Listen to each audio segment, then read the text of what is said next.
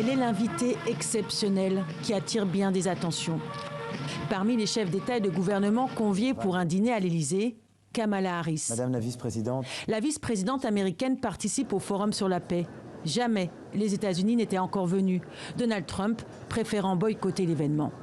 Un peu plus tôt dans la journée, c'est elle qui donnait le coup d'envoi de ce rendez-vous sur les grands défis de demain, appelant la communauté internationale à agir contre la pauvreté et les inégalités.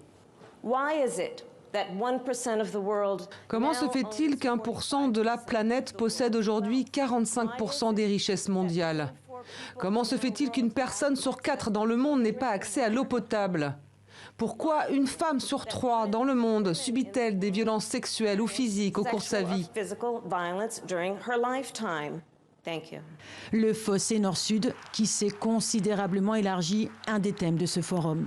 L'inégalité vaccinale par exemple. Le président de l'OMS l'a une nouvelle fois rappelé. La fin de la pandémie ne dépend plus du progrès technique, mais du courage politique. 80% des vaccins produits jusqu'à ce jour ont été utilisés par des pays du G20.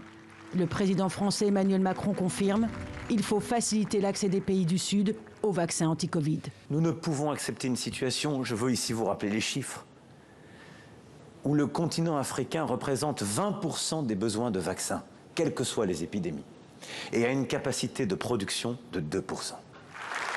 Climat, santé, cyberespace, autant de sujets sur la table. Et ce vendredi, une conférence internationale sur la Libye se tient en marge de ce forum.